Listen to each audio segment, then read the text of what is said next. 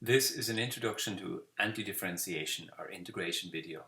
If you want to integrate something like x to the power of n dx, like the example here, x to the power of 5 dx, the rule is that you add 1 to the power, increase the power by 1, and divide by the new power, and add on the constant of integration c, as in the example. Let's look at these three examples here. So in the first one, we have a fraction. Everything has been divided by x. So let's just do some algebra and simplify this fraction by writing each part has been divided by x.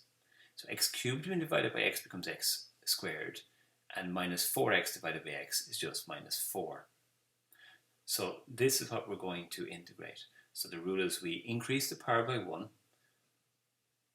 divide by the new power.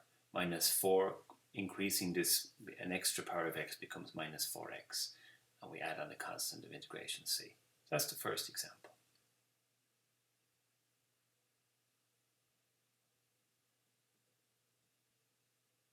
In the second example, we would like to write these out probably in exponential form, in that we can see what the powers, see what the indices are. So x cubed is fine, that's just x cubed.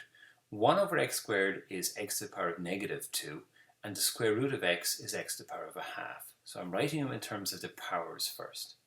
And now one at a time we're going to integrate these following the rule that we add 1 to the power and divide by the new power.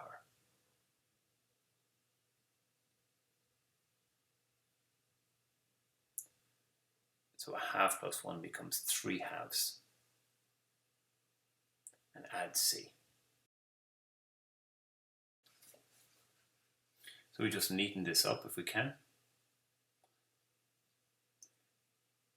You might notice that dividing by 3 halves is the same as multiplying by 2 over 3.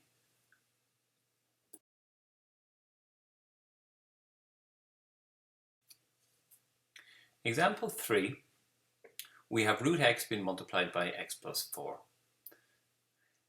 There is no product rule for integration, so we're going to have to multiply this out, expand it. So we're multiplying x plus 4 by x to the power of a half. The rule for multiplying indices is we add the powers.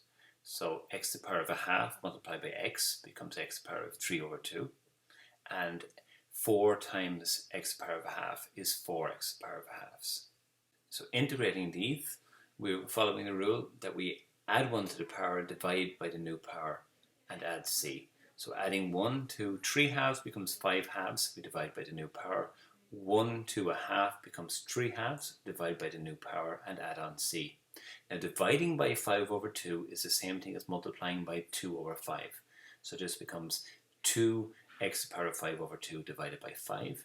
Multiplying the 4 by the 2 because dividing by 3 over 2 is multiplying by 2 over 3. So it becomes 8x 3 over 2 divided by 3. And this is their solution.